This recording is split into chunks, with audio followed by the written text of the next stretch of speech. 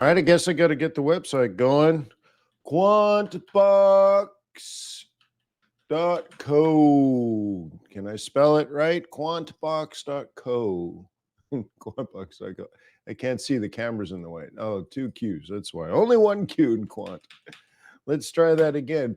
QuantBox.co. There it is. There we go. All right, good morning. It is 6:34 on Wall Street. That's an AM, by the way. So thank you for being here live and early. It's time to get our global macro on for QuantBox Live, where we uncover the best fundamental investment opportunities. At QuantBox, our AI-driven data analysis of sentiment, inflation, employment, GDP, technical trends, open trade positioning, and seasonality, and a lot more. So like the market gauges, look at VIX, gold, dollar, S&P 500, the yield on the 10-year T-note, and one other thing, dollar index, all in real time for daily risk on, weekly risk on or off, or monthly risk on, risk off, all in real time. So anyways, so that you can uncover the best fundamental investment opportunities. Cool. Hey, my name is Wayne.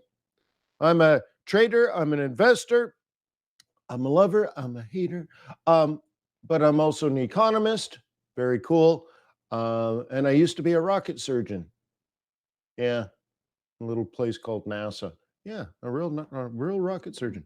Very cool. So anyways, being an economist, I want to know where the money is going. So we can look at charts like this, which we will. Then we can drill down into a particular asset and look at technical trends. We can look at seasonality. We can look at fundamental. We can look at sentiment. We can score them. We can do a bunch of things. Very cool. We can do our own research, but things like this is how we look at the Commitment to Traders report to see where the money is. Is it flowing into euro, long or short? Oh, 50-50. What about gold? Oh, look at that. Most money is flowing toward the long. Oh, what about oil? Most is flowing toward the long. Oh, GDP. All right. Or anyways, so we got all this stuff, and you can conduct your own research, but there's all these tools that I haven't even updated the website with. If you're in the pro subscription, there's a whole bunch of things I've unlocked. I have more coming. I worked on an announcement yesterday, so I'm working on it. I need to tell you what I've given you. But anyways, if you're watching this on YouTube, why don't you swing by QuantBox.co, try the $8 trial. Yeah, try it. It's $8. Give up a latte and see if you can improve your trading. Is $8 worth confidence? Yeah, this is how we organize things. So anyways, QuantBox gathers all the information directly from government websites and other sources and automates your macroeconomics for you. Let me remind you that trading is risky.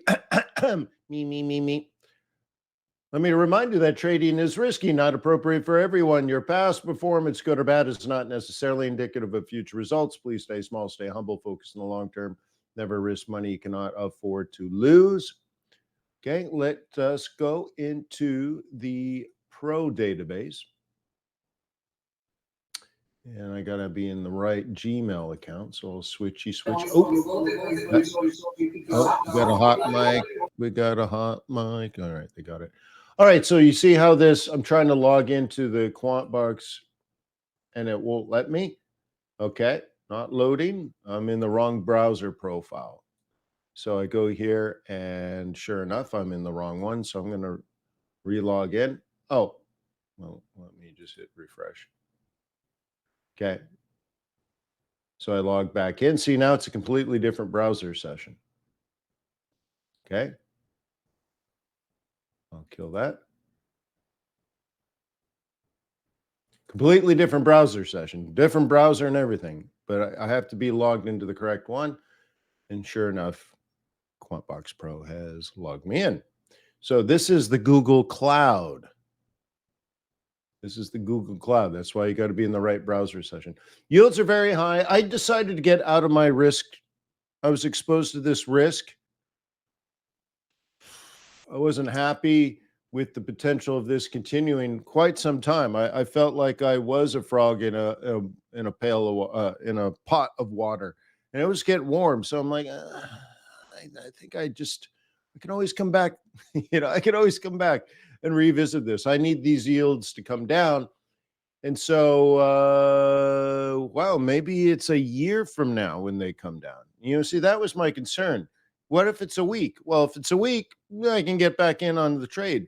But if it's a year from now when the Fed decides to cut interest rates and then this yield comes down, well, I don't want to lose money for a year. I don't want the pain for a year. So I decided to get out of my exposure here. In particular, I was exposed to the 20-year yield, which has a higher duration. What does that mean? It doesn't mean longer. It means more volatility relative to changes in interest rates. And so anyway, so I was worried that maybe the 10, 20, and 30 years are going to 5 and 6%, like the steepening of the yield curve. So anyway, so I got out of that risk exposure. Oil up again, man, up again. Oh my God, how many times? I think we're at a what now? Quad top? Well, we'll take a look. But remember, back in July and August, I said, hey, $100 for oil is very plausible, and it might be the thing that brings inflation back. And I remember also, I mentioned it a second or a third time, in July, I think it was when Goldman Sachs also said $100 a barrel for oil, and that's when we were at 65. So anyways, now we're at 88, and it won't fall. Holy smokes. So anyways, we can take a look at that. It's very interesting. Gold futures. This isn't gold spot. That's the problem here. Okay. So the data provider is providing gold futures contract, and that's 142. S&P 500, a little bit up yesterday. Remember, and that's what I kind of needed, but I need more, baby. I need more. Right? Right? I used to need a little, but a little won't do it. So little will need to be more and more. Euro dollar, what? Flat, slightly down. And Bitcoin, wow, the roller coaster, huh? Were you on that roller coaster yesterday? Flat, flat, flat, flat, way, way, way down. Oh, and then way, way, way, way, way, way up. So we can look at that if you want. It just looks crazy. Has to do with a terminology, a term called standard deviation, and I'm putting together a portfolio construction course for those that are interested. And it's interesting because I bought a bunch of books, and some are so unbelievably basic that they don't even cover the subject, and then the other ones are so crazy mathy, like crazy. I have to laugh, right? Because the math guys are making jokes that nobody would find funny. They're making mathy jokes. So, anyways, um, I mean, nobody jokes about fat tails. There's just nobody does that. I was trying to even think of the joke in this one book. He was laughing. The funny thing about skew, anyways, like, dude, there's nothing funny about skew, but it makes for fun reading. So I'll have to make my own course. But anyways, let's go back into here and just see things are changing. Things are changing. Things are changing. This is why we have this tool. Things are changing. Remember, these were like -4, -5. Now, check it out. Monthly is mixed. It was bearish, bearish, bearish a week ago.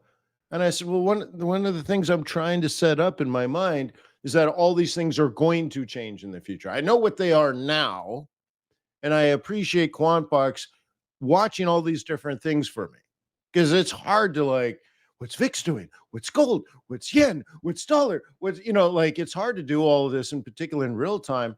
And everything was negative, negative, negative. And I'm like, well, that's the narrative. I get it. I got it.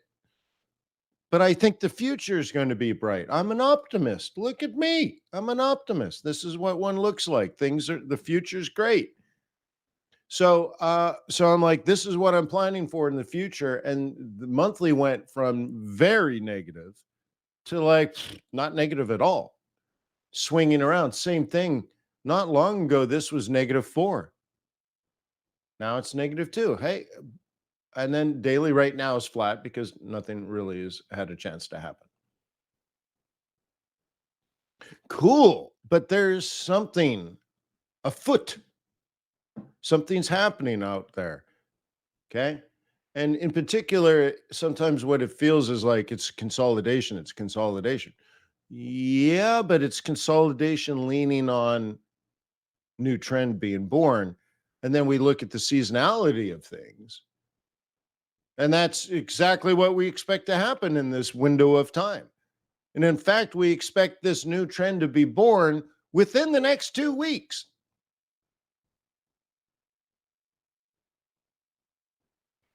Okay. So, anyways, cool, Mo D. That is very interesting. So, tomorrow's CPI. Don't we also have retail sales on Thursday? Yeah, I think retail sales comes out Thursday. That's another interesting one to show if the consumer still has too much money. I like to look at bank accounts. People don't have money in their bank accounts. I like to look at credit cards. People don't know they have too much money on their credit cards.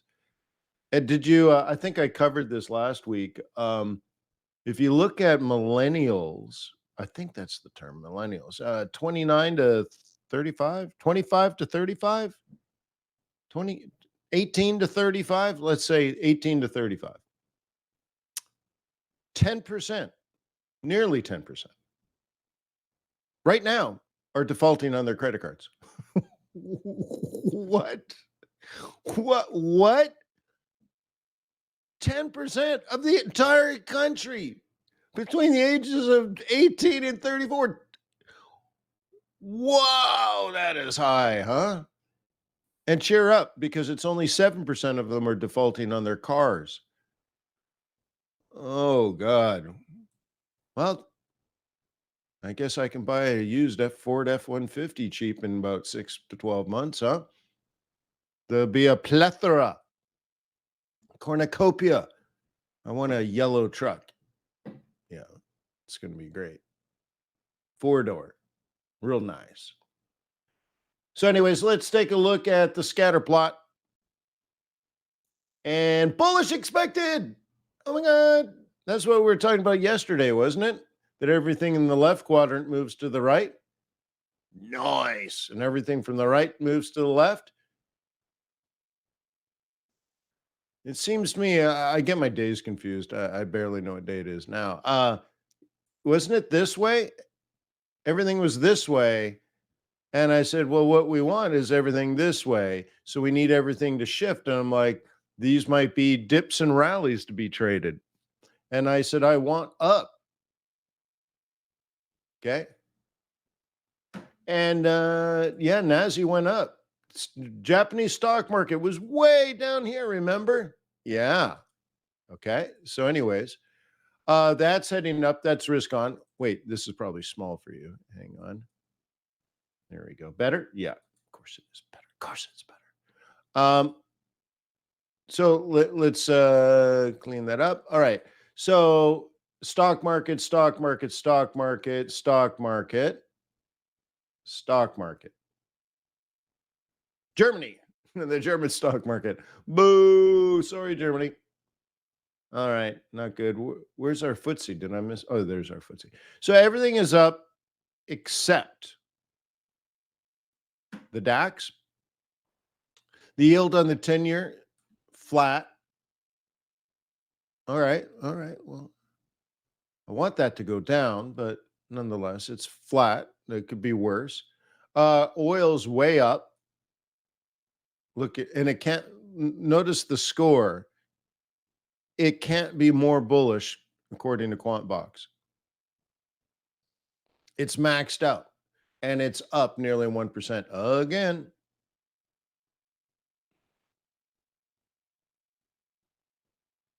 Okay. And everything else is mediocre. If you get rid of the stock indices, okay, we can do that. We can get rid of the stock indices, get rid of commodities. There's your Bitcoin. It was way down. Now it's way up. So now we're like, that's an outlier. Get rid of Bitcoin. And the biggest loser is what? 0.3. Biggest winner is 0.2. So nothing that amazing. But the the rise over the run, you should be able I hope you're starting to do this visually very quickly with your mind. You're like, there's the mean. It's right. Rise over run. The rise over the run is is positive, meaning it's sloping upward. So therefore, everything is good. See, bullish and expected, bearish and expected. Remember, QuantBox organizes this by its score. So everything over here, QuantBox has a negative score on. And looking at GDP and inflation, seasonality, commitment and traders report, it's doing quantitative analysis. That's all. And then everything over here does quantitative analysis of those assets. What's the GDP? What's the inflation? You know, what are yields? It's just looking at it's like they're called scorecards. Think of them as report cards from school, right?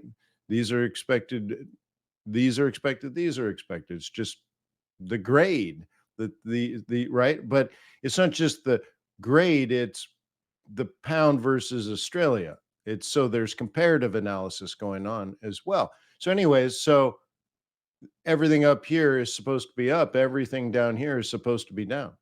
These are the outliers. Aussie is unusually strong today.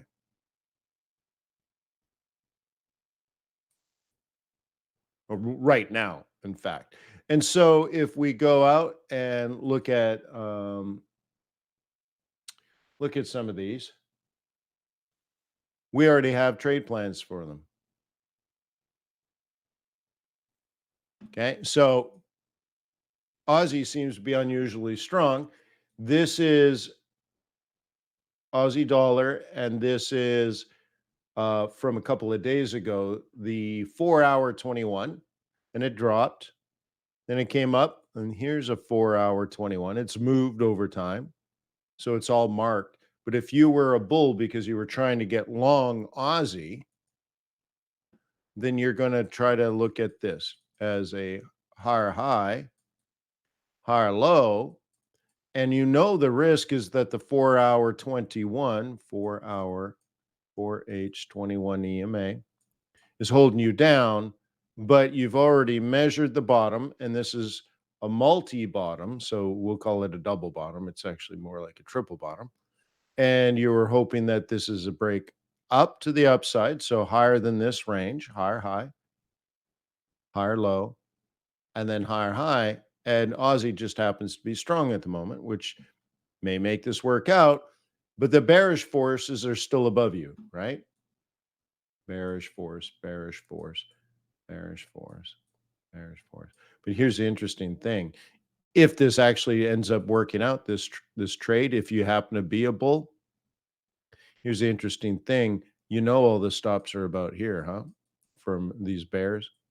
So there's a small chance if that's what you're trying to do. And in the moment, Aussie is fairly strong, but you may not want to be trading against the dollar, which has already been strong.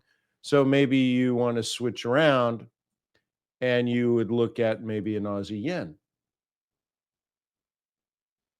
and you find out it's almost the same trade. This is a daily trade. Let's drop into a 15-minute chart. Now I have to back out, and the price action is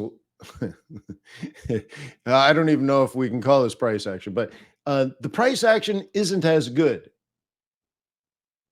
because it's just so messy. Look at this: down, this up, which looks like a higher high, then a lower low, then back into the range, and then another lower low, back into the range, and then another low, and then back into the range.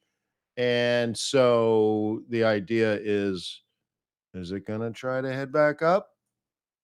It's not good price action on a 15-minute chart, but on the higher time frames, look what we've done. Obviously, you can see I have a line here. So this is pointing down and then it points up. And you're like, well, what are all these black lines? Oh, this is the 618 Fibonacci retracement of a bigger move, of a bullish move. And this now it makes more sense. Price came down, hit the 50%, tried to rally, and then the rally failed. Hit the 618, held, hit the 618, held, hit the 618, held. And now what's happening? Maybe this 50%, which we keep testing as well, is holding. And now maybe the 382 is going to hold. And then we start our mission. And the mission is 618 to 1382. Now, is that going to happen? Oh, I don't know. That's just technical analysis. So you'd want to look at the seasonality of the yen, the seasonality of the Aussie. The thing holding back Aussie right now, the new narrative is that the Bank of Japan allows interest rates to go to zero, but they also allow the yield to go to 1 on YCC. And we remember it used to be like 0.23, and then they let it go higher, and then it went to 0.5, and then they said, we'll let it go to 1. So it spiked, and now it's 0.7. It's those yields rising that is keeping the yen relatively strong. That's what's happening. And so, but anyways, if they employ I don't know, whatever you have to look at all these things. It's complicated. But this can be your strategic plan. So now tactically you look at everything different. Remember, perception creates reality. And no, that's not in the Bible. That was Friedrich Nietzsche. Okay. And what that means is, well, when you look at things, you're going to see what you want to see. But what if you don't know what you want to see? I'm writing a book on personal finance, and there's this thing that apparently appears in all these books, like, if you had all the money in the world, what would you do with it, right? And then inevitably, most people say, to do whatever I want, whenever I want. Like, oh, good, son. Very good goal. That's very nice. What is it that you want to do? I don't know. Right? So, like, you better, because this is, therefore, like, that's what everything looks like. You understand? Like, you have to change the fabric of the universe with your mind. Space has elasticity to it. Therefore, time and space can be manipulated. Great. So, what do you want the Aussie yen to do? I want it to go up. Good. And now you're going to see reasons to help it go up. But Wayne, what if I'm wrong? Your stop loss will be hit. Okay. And typically stop losses mean stop. Where we go wrong is you make 9 other bad trades in a row. Hey, the first one's perfectly fine. But the idea is not to roll down the hill. So anyways, so you frame this and say, I think this is going up. No, why do you think it's going up? And maybe QuantBox helped you make that decision, because the data is easy to access, right? For your access. So anyways, so maybe this starts heading up. I don't know. But we're climbing up a 618, 50%, 382. Maybe it keeps going. I don't know. That's one way to maybe to look at QuantBox.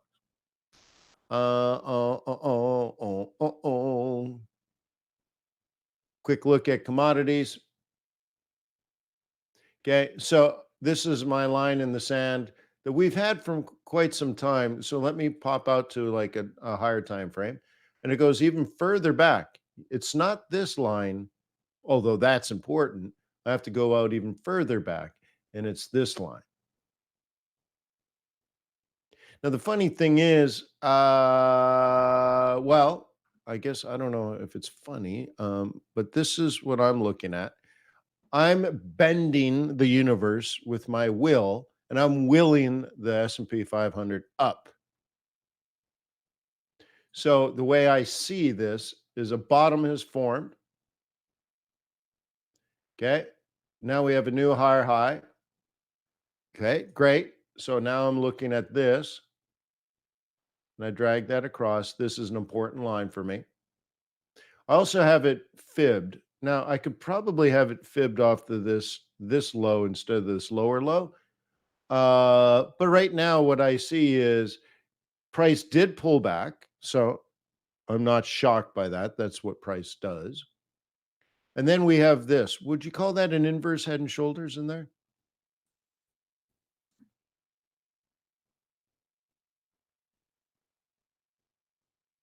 Okay. Off of the 50% line. This is the 50% between this high and that high. So it looks like it's starting to go back up. So this drop isn't a reversal at the moment, but it should continue higher, making this a higher low. So now we get a higher high. Now, this is where the reverse fib gets in. This is where bears would start selling if there are bears. But there's no bears. Do you know why? Because I'm a bull. They're there. I'm just going to run over them. That's all. There's not enough of them. Though they want to pick a fight, that's not a knife. Crikey, this is a knife, right? I'm not afraid. So, anyway, so the idea is this is what's going on. And this is our near future. Okay. Now, that's that. But once again, this is technical. Tomorrow, CPI. Thursday, well, we have retail sales, but we also have ECB. But on top of all of that, really is like the ECB is going to add volatility to the market in general. Retail sales might move the dollar because this is Wednesday and then it's Thursday. What we're trying to figure out, like this information, it's actually not important. It's not the thing that matters. This is the difference between news and fundamentals. What are we trying to figure out fundamentally? Is there another rate hike by the Fed? And then the next one would be, if yes, is it September? Is it November? Like, when's this going down? And when are they going to stop? You see, it's those questions. And one of the other questions we're asking is when they do stop, whether they're done now or they got one or two more. Now, two is not even being discussed. So is it one more and then done, or are they done? Well, does it matter? Will people stop using credit cards if the interest rate goes from 22 to 22 and a half? They're like, 22 and a half. Forget it. I was willing to borrow money at 22% compounding. Oh my God. Can you imagine as an investor if you were making 22% profit investing in the stock market every year, no matter what happened, and it would compound? Dude, you'd be rich so unbelievably fast, right? Like your wealth would be doubling, what, every 3 years? And people are doing the opposite. They're compounding their debt like this. Oh my God, it's so extraordinarily horrible. It's horrible. But, anyways, let me get back to what I'm talking about. We don't care whether really, if there's one more rate hike, doesn't really matter. Now, if there's five more rate hikes, that's going to be a problem. And that's not priced in. So the question with that CPI and retail sales on, so that's tomorrow and the next day, they're leading us to the other questions. What's going to happen next Wednesday? The Fed's almost certainly going to pause. We already know that's already priced in. But are they going to tell us they're done? Or are they going to tell us there's one more? And then when are they going to cut? Right now, they've told us they're going to cut the third quarter of next year. Like, Wayne, how do you know that? Look at QuantBox. QuantBox tells you this. I can tell you it's third quarter and fourth quarter 2024. But, 8 days from now, that will likely change. And that's what's going to move the market. And that's what we're trying to figure out. And if this is high or low, or if this is high or low, people are going to think about that, the summary of economic projections by the Fed 8 days from now. And retail says, right? Retail traders, they think, oh my God, it was 0.7 expected, but it actually came out 0.8, and that's why the market moved 500 pips. You're like, no, bro, no. But it might, that number, if you put it together, goes into either an equation or a model that suggests what the Fed will do next year. Right?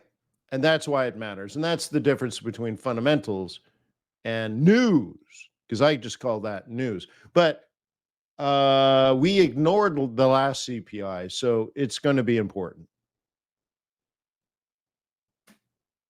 Okay. So anyway, using this technical analysis, you can see I have a positive slope. Okay. How many candles is that? Let me double check. Price action pivot points. Okay. Over the last 24 4-hour candles. Okay. That's what that is. See, at some point, I think what I had, that's an unusual setup for me, but like if you're looking at here, okay, this is a risk gauge almost. Can you see the average price and the slope? So you want to look at the average price over and over and over and over and over and over and over and over and over, right? And then calculate the rise over run. Okay. And somewhat flat, right? That's why I had it set like that. These price action pivot points, there's the top, there's the bottom over the last 24 hours.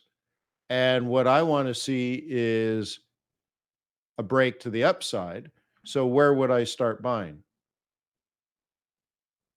Well, the green zone is pretty reasonable. If I see an opportunity, what I'm looking at or looking for is maybe this happens today. And that's my plan of attack for the day. Oh, nice. But nothing on this chart tells me that. If I'm on an hourly chart or less, I already know exactly what I intend to do. And I either do it or I don't do it.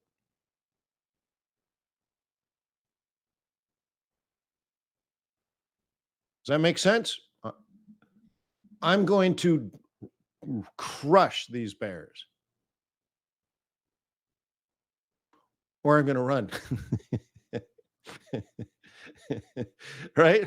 Run, Forrest, run. But what would a pirate do? Yeah. Give him his leg and run. Yeah, donate a leg to charity. The Bears charity. That's my name is Wayne McDonald. That's my story, and I'm sticking to it. And so tomorrow's important. Thursday's important. Friday's important. You're important. I'm important. We're important together. So thank you for being part of this awesome.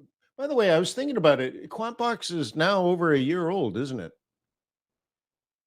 Yeah, we should have thrown a party. Like, what the heck?